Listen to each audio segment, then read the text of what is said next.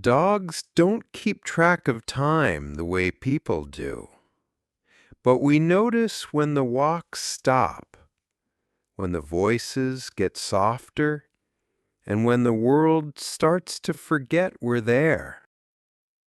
I was born in a warm, dark corner of a small house. The first thing I remember was warmth, my mother's fur against my nose, and the soft pile of my brothers and sisters pressed around me. We moved like a single sleepy bundle. I didn't know the world yet. All I knew was milk, warmth, and the sound of my mother's slow breathing. For a few weeks, that was everything. We tumbled over each other, chased tails that weren't ours, and learned the feeling of little legs finding balance. When our eyes opened, the world seemed so big. Bright light through a doorway, new smells in the air, the sound of a human laugh. Then, one by one, my brothers and sisters left. A door would open, hands would reach in, and another puppy would disappear into a new life. I remember sniffing the empty space they left behind, listening to my mother's soft sigh and wondering where they went. One day, it was my turn. A pair of kind hands lifted me up, and I smelled something new: soap, grass, and something I didn't have a word for yet: home. I didn't cry. I didn't even really miss my doggy family, because the world I entered was warm and full, and I felt like I belonged. They gave me a soft bed, tiny bowls that clinked when they set them down, and voices that said my name like it was something important. I remember the smell of the carpet, soft and a little dusty, and the hum of the refrigerator at night. I remember sunlight making little squares on the floor every morning, and how I would chase the light as it moved, as if it were a game meant just for me. Back then, I thought life would always be full of footsteps, full of laughter, full of the sound of the door opening just for me. Someone was always calling my name. Hands would scoop me up. There was always a lap waiting for me. I had a favorite toy, a soft ball that squeaked. Every evening, someone would roll it across the floor. I would run after it, my paws slipping on the smooth kitchen tile, and when I brought it back, they would laugh. The sound of that laughter was my favorite thing in the world.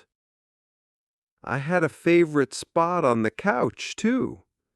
I liked to curl into the corner, half asleep, listening to the TV and the soft chatter of the people I loved.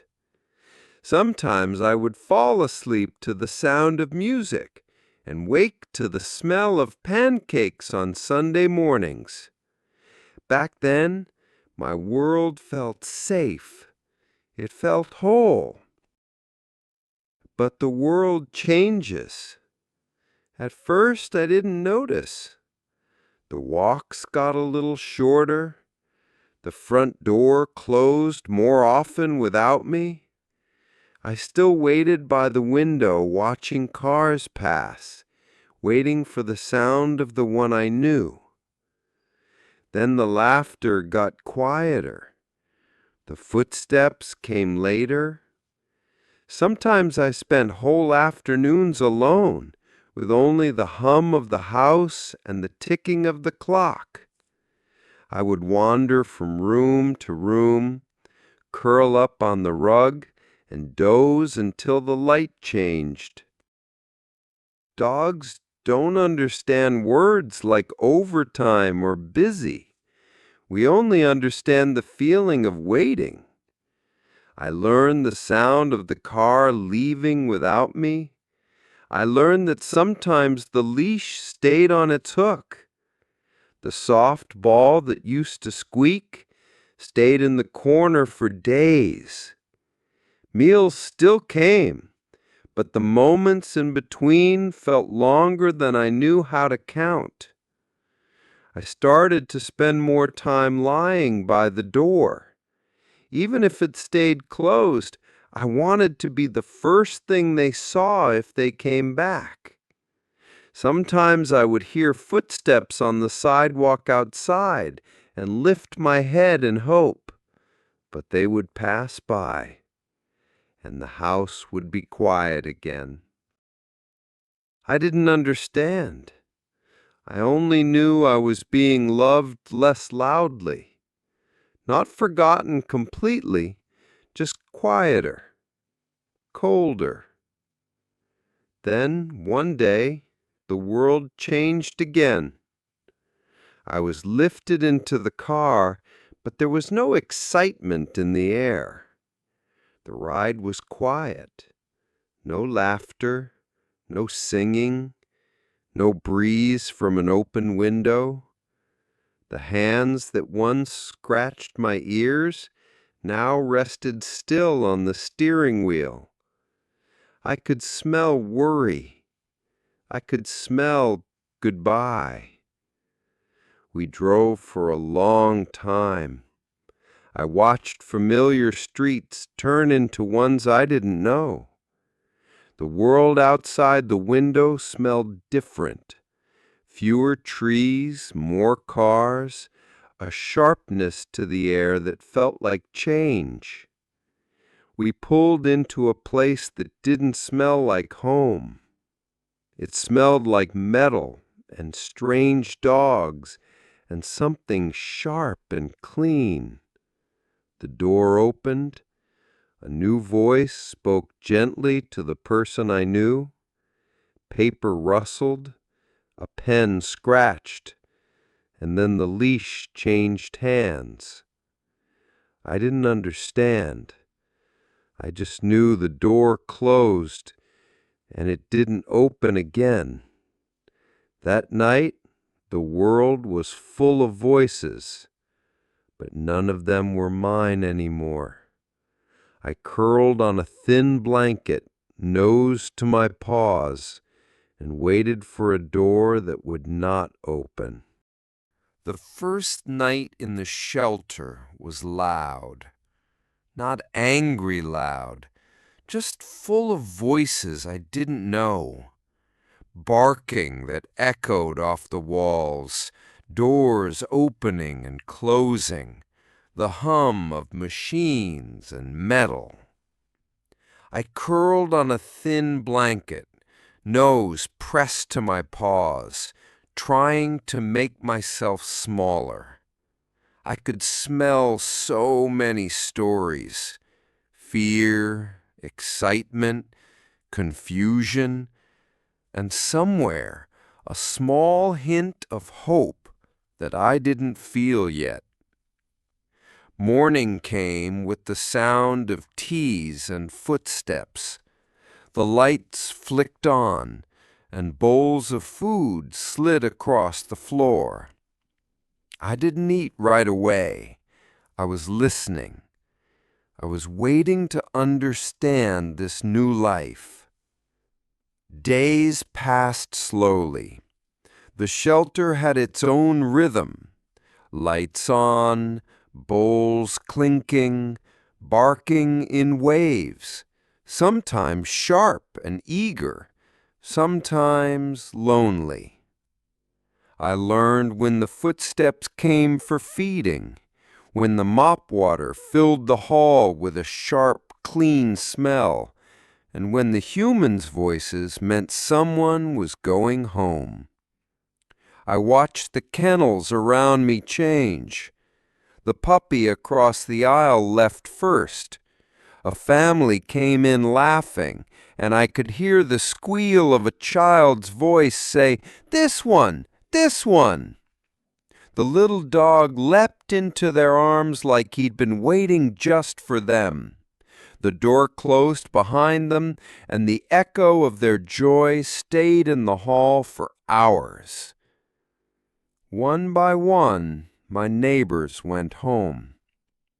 The shepherd mix with the wagging tail, the spotted dog who barked at everything but still got chosen, even the shy brown dog who used to hide in the corner.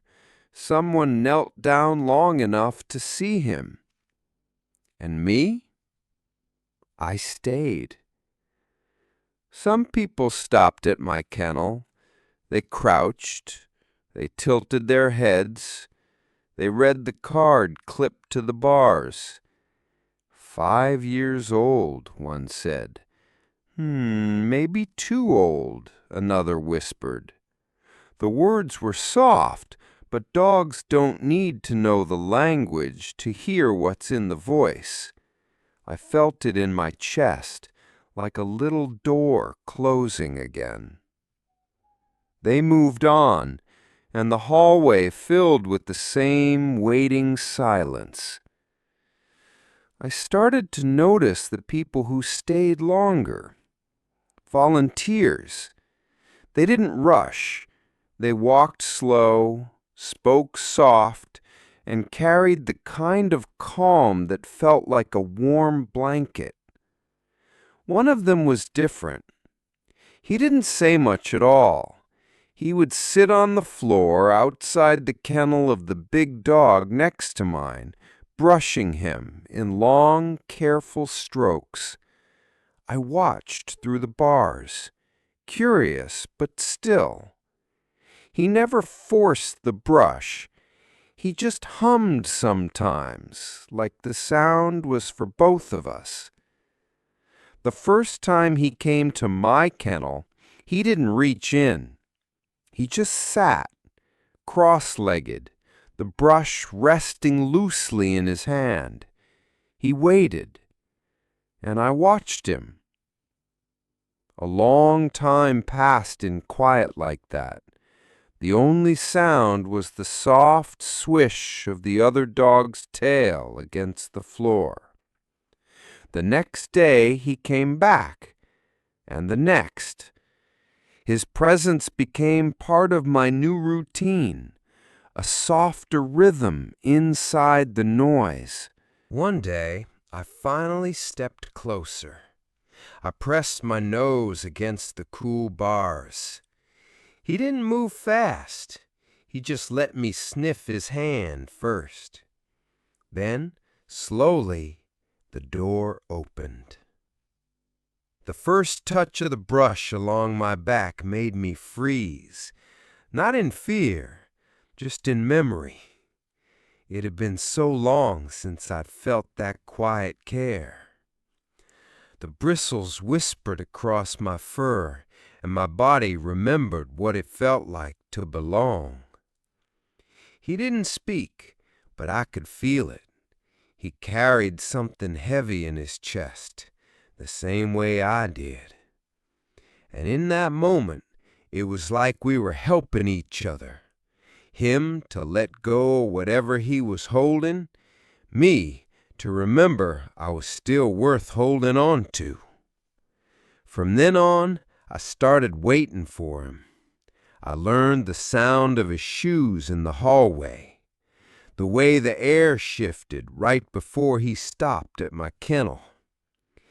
Even in a place full of noise, he brought a little quiet with him. Every brush stroke said something words couldn't. I see you. I'm here. And maybe you're not forgotten. One morning, the air in the shelter felt different. Footsteps stopped at my kennel, but they didn't move on.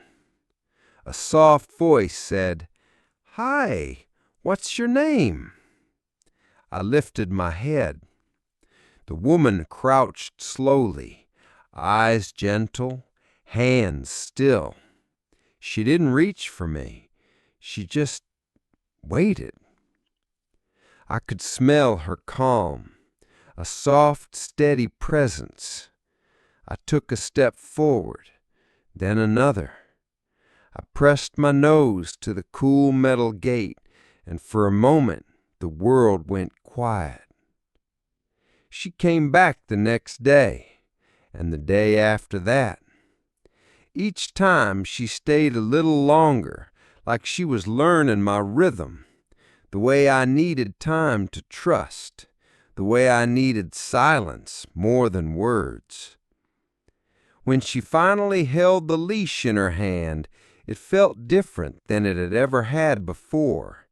Not tight, not rushed, just patient, like the world was opening again, softly, without asking me to run through it.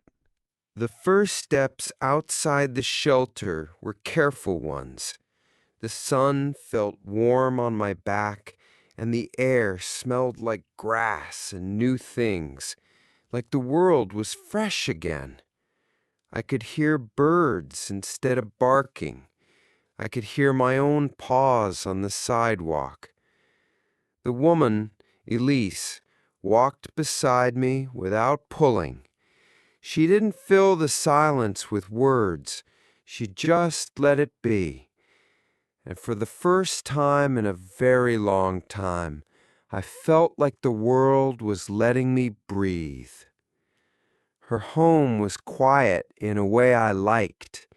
I explored every corner slowly, sniffing rugs, listening to the hum of her life.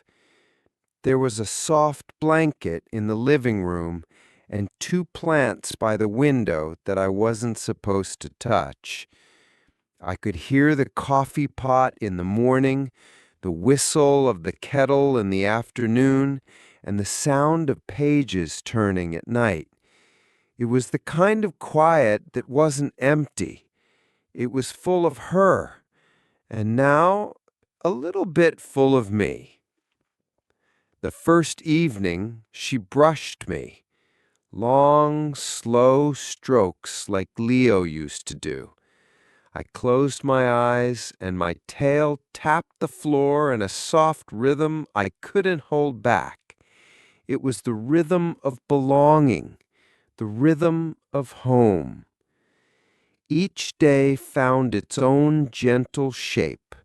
A morning walk down streets that smelled like bread and dew, a stop by a patch of grass where I could sniff the news that other dogs had left behind, a nap in the warm light by the kitchen window.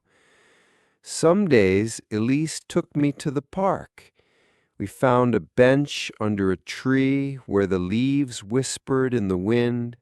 She would read, and I would rest my head on her boot, feeling the world settle into something soft and slow.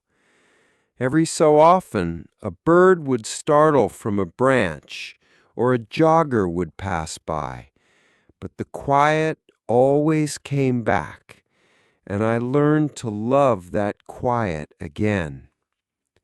A few days later, Elise knelt beside me with a smile. "I left a note for someone," she said softly.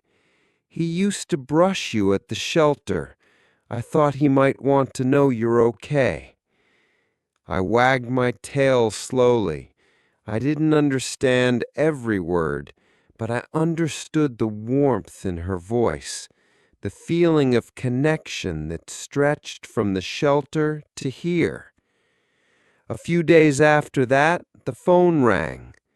Elise answered, and her voice warmed in that same special way. "Hi, Leo. Yes, he's here. He's happy. Thank you for taking care of him." I lifted my head at the sound of that name. I couldn't see him, but in that moment, I felt like I'd said goodbye to Leo the way dogs do, with quiet gratitude and a soft thump of the tail on the floor. life became full again. Not loud, not busy, just full. A cafe patio with the smell of warm bread and coffee drifting through the air. A little girl patting my head as her mother smiled. Sharing a corner of a scone under a soft morning sun. Rainy days were even better. Elise would curl under a blanket with a book, and I would curl on the rug, listening to the soft drumming on the window and the soft turning of pages. The quiet didn't feel like waiting anymore. It felt like living. Sometimes Elise would stop in the middle of those moments and just look at me, not with pity, not with sadness, with something I understood even without words. You're home now. I've lived many small lives, a warm puppyhood surrounded by my first family, a quiet home that grew distant, a shelter full of echoes and waiting, and now this, a home where I can simply be. I think about all the doors that closed before this one opened, and somehow it feels like every step, even the hard ones, led me to this rug, this window, this person who sees me. If you ask me what I've learned, I'd tell you this. Love doesn't have to be loud to change everything. Sometimes it's a slow walk down a familiar street. Sometimes it's a hand on your head in the quiet. And sometimes it's waiting long enough to find the person who finally sees you and stays. If you enjoyed this lesson, click here for another learning video.